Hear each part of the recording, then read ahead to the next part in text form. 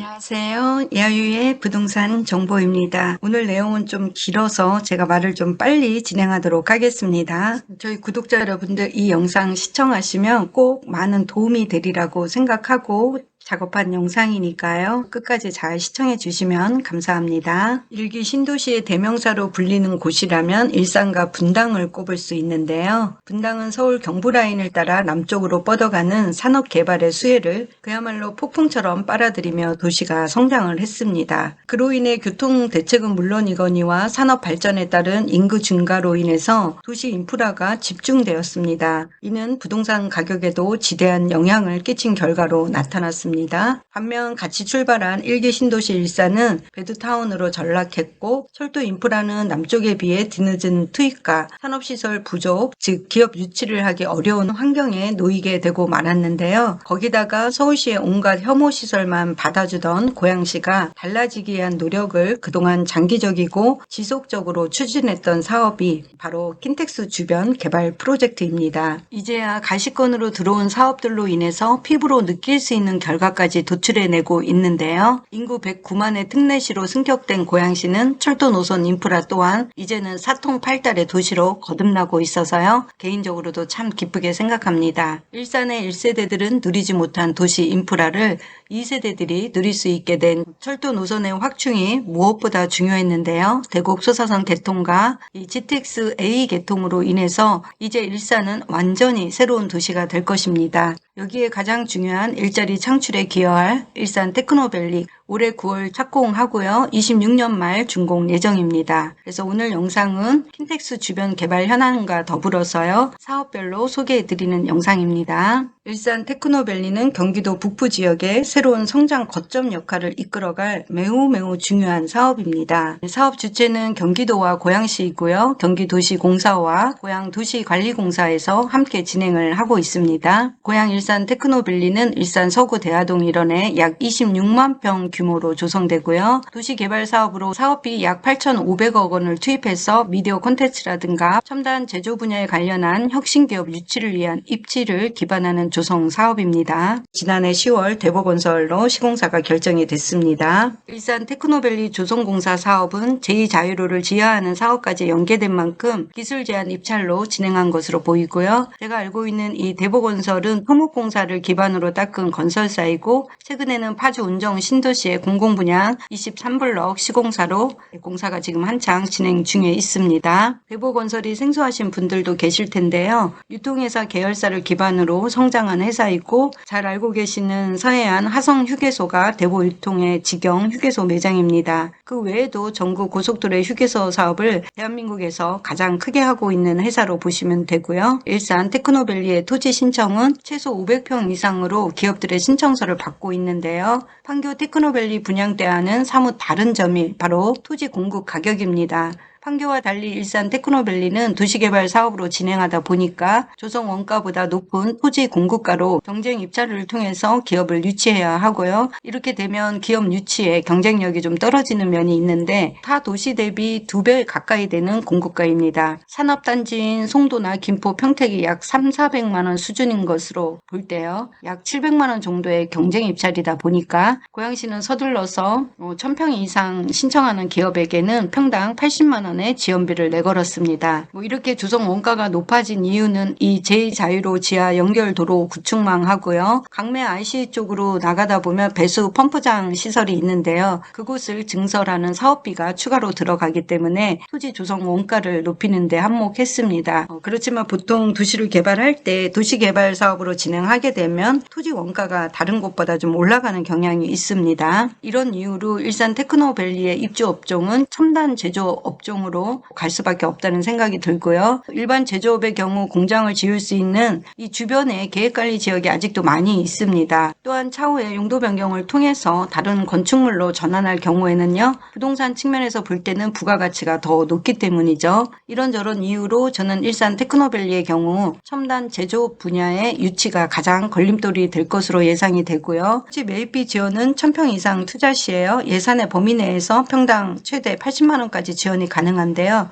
이 지식 1부지는 약 13,500평이고요. 지식산업센터가 한 4개에서 6개 정도 들어올 수 있는 부지라고 보시면 되겠습니다. 킨텍스역하고 가장 가까운 지역이기 때문에 노른자 땅이고요. 이 부지의 위치가 우리가 알고 있는 지식산업센터 분양 입지 중에 하나가 될 것으로 보시면 되겠습니다. 민간 시행사에서 경쟁 입찰을 통해 토지 공급을 받을 수 있는 입지가 될 가능성이 가장 높은 것이 지식 1과 지식 3 부지인데요. 토지 가격 80만 원을 지원받더라도 620만 원의 공급을 받으면 추후 27년의 분양가는 물가 상승분을 감안해서 볼 때 1,000만 원 중반에서 후반대로 예상을 해봅니다. 이렇게 첨단 업종이 들어오는 일산 테크노밸리와 주변 장항지구 개발 현황을 지금부터 사업별로 한번 살펴보겠습니다. 도시개발은 가장 먼저 큰 숲을 보고 접근하셔야 투자 리스크를 줄일 수 있습니다. 개별 물건 하나만 보고 들어가시면 생각지 못한 낭패를 보게 되는 경우가 있으니까요. 처음 접근은 도시개발 전체를 이해하는 게 매우 중요합니다. 그리고 나의 현재와 미래의 작은 플랜과 라이프 생활이라든가 직장 등 여러 가지 상황을 종합해서 진입하셔야 후회 없는 선택이 되고요. 제가 21년도에 킨텍스 주변 관련 영상을 올리면서 이곳은 고양시의 판교가 될 곳이라고 말씀을 드렸는데요. 도시개발 구성을 보시면요. 기대 이상 멋진 도시가 탄생할 것으로 예상이 됩니다. 거기다 대곡 수사선 개통과 GTX A 개통을 앞두고 그야말로 천지개벽하는 곳이고요. 이 일산 테크노밸리 주변 사업 현황을 보면 중요 핵심은 5가지 사업입니다. 이 고양 장항 공공주택지구와 고양 방송영상밸리, 고양 관광문화단지, 킨텍스 제3전시장과 고양 일산 테크노밸리 이렇게 5개의 사업 구역으로 보시면 되고요. 이곳은 킨텍스 지원시설로 유보지로 좀 남겨놓은 곳이고요. 이 테크노밸리 안에 이 공간도 공공지원 시설이 들어갈 예정으로 유보지로 남겨둔 상태입니다. 조감도로 보시면 이쪽이 첨단 제조업종이 들어오는 곳이고요. 이 사이언스 파크는 주로 연구동이 들어올 예정이고 이 비즈니스 파크에는 도시지원 시설들이 들어옵니다. 이곳은 지식을 기반으로 한 지식산업센터 등이 들어올 예정이고요. 이곳에 지식산업센터 분양을 기다리시는 분들은 올해 9월 토지조성공사를 착공해서요. 26년 말 준공 예정입니다. 이 사이에 도시 관련된 인프라를 깔아야 되기 때문에 일반인들에게 분양 물건이 나오는 지식산업센터의 경우에는 27년 이후를 생각하셔야 되는 곳입니다. 일산 테크노밸리 주변 사업 현황을 보면 중요 핵심은 5가지 사업입니다. 첫째, 경기 고양 방송 영상밸리에 대해서 보겠습니다. 이곳은 제2의 상암을 목표로 미래 먹거리를 책임지는 방송 영상밸리로 조성되고요. 사업 규모는 약 70만 제곱미터로 사업비는 약 6,738억 정도 소요됩니다. 이곳은 마이스 사업과 연계한 방송 영상 문화 특화단지로 조성되고요.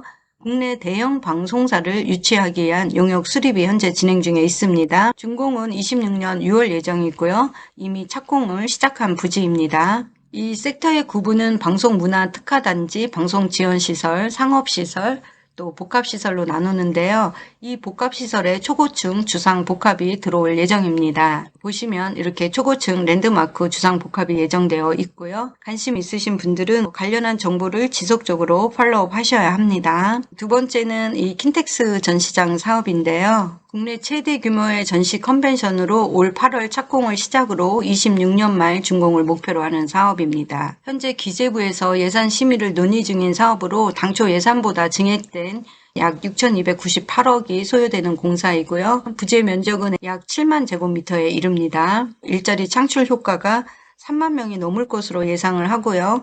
경제적 파급 효과 또한 이 전체를 보면 6조가 넘는 국제적인 전시산업지구로 우뚝 설 것을 기대를 해봅니다. 세 번째는 고양 관광문화단지 안에 들어오는 할리월드 CJ 라이브시티인데요. 이건 역시 이미 착공을 시작해서 공사가 한창 진행 중이고요.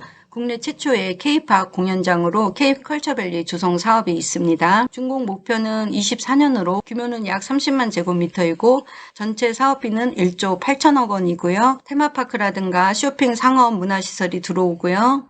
호텔과 공연장 등이 조성이 됩니다. 네, 토지 이용 계획원을 보시면 이쪽에 아레나 공연장이 들어오는 지역이고요. 테마파크가 이렇게 들어옵니다. 그리고 이 중앙센터가 상업시설이 들어오고요. 파란색으로 된 것이 다 업무 시설들이 들어오는 곳입니다. 드라마, 예능까지 합쳐서 모든 것을 경험할 수 있는 스튜디오까지 차려지는 국제형 테마파크 형태로 조성되고요. 이 호수공원을 인접한 생태공원까지 누리는 매머드급 공연장이 될 거고요. 아레나 공연장이 개장할 때 최초의 공연을 군대를 다녀온 BTS의 완전체 공연을 이곳에서 하지 않을까 하는 기대를 해보면서요. 만약 이 아레나 공연장에서 BTS가 공연하게 된다면 해외에서 몰려올 수 있는 수많은 사람들의 숙소와 먹거리가 제공되는 특수를 누리게 될 것이고요. 다만 현재는 CJ 라이브시티가 공사를 멈춘 상태인데요.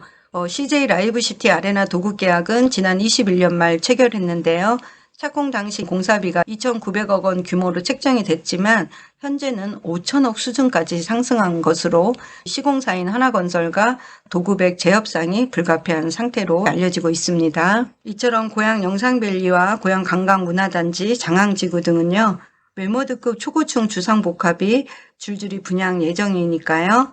미리미리 작은 플랜을 가지고 준비하시길 추천드리는 지역입니다. 네 번째로는 고양 장항 공공주택지구를 보겠습니다. 규모는 약 156만 제곱미터고요. 사업비는 약 1조 5천억 원 정도를 들여서 도시 기반 공사를 하고 있고요. 입지를 보시면 이쪽이 주로 신혼희망타운과 행복주택이 공급이 된 곳이고요. 현재 건축을 진행 중에 있습니다. 이곳이 스마트시티, 중앙에 역시 상업시설, 업무공간 들어오고요. 이곳이 반도건설에서 주상복합 초고층에 올라가는 M1 부지입니다. 이쪽으로는 도시지원시설이 들어오기 때문에 바로 장항 IC로 나가는 도로가 연결된 곳인데요. 이곳에도 업무용 도시지원시설들이 들어오게 된다면 지식산업센터 등 일반 오피스 건물들이 들어올 확률이 크고요. 이 부분도 좀 눈여겨보시면 좋을 것 같습니다. 특별히 이곳은 이미 아파트 공사가 쭉쭉 올라가고 있고요. 전에 올려드린 드론 영상을 한번 보시면 참고가 되겠습니다. 추후 나올 B1과 B3 부지 같은 경우는요. 엄청난 경쟁률을 보일 것으로 예상합니다만 바뀐 청약 제도로 인해서 가점이 낮은 분들에게도 추첨제로 기회가 더 많이 부여되는 만큼 장항지구 민간 분양 본청약 꼭 눈여겨보시길 추천드리는 지역이고요. 일부 단지들이 한강 조망을 할 수 있는 단지들이긴 한데요. 서울 인접 지역처럼 한강 조망권이 원더풀하지는 않습니다. 왜냐하면 이 강 건너편이 바로 김포인데요. 김포 쪽에 초고층 건물이 있다든가 멋진 야경이 있는 다리가 없기 때문이고요. 이쪽 끝쪽으로 일산대교가 있긴 합니다만 잘 보이지는 않겠죠. 특히 이 한강을 인접한 S 언블럭 공공분양 사전청약 당시에요. 최고 납입액이 3,280만 원이 당첨된 이력이 있습니다. 3,280만 원을 한 달에 10만 원씩 저축하려면 얼마나 오랜 시간이 걸렸는지 한번 계산해 봐야 될 것 같고요. 당시 사전청약으로 추정 분양가는 84 타입 기준으로요. 5억 3천에서 5억 중반 정도 나왔던 단지입니다. 공공분양이 이 정도 가격이었으니까요. 주변에 민간 분양으로 나올 수 있는 이 단지들의 분양가는 6억은 당연히 가뿐하게 넘을 단지들이 곧 나올 예정인데요. 올해 말 청약 예정입니다. 마지막 다섯 번째는 영상 처음에서 말씀드린 것처럼 일산 테크노밸리 사업입니다. 가장 기대가 되는 일자리 창출에 크게 기여할 핵심 사업이고요. 규모는 26만 평, 사업비는 약 7,121억 원이 소요될 예정이고요. 일산 테크노밸리 같은 경우는 주변에 대규모 개발 사업과 연계를 하고 있기 때문에 시너지는 사실 극대화될 것으로 보고 있습니다. 고양 영상밸리라든가 고양 관광문화단지라든가 또 제3전시장 킨텍스가 같이 들어오기 때문에요.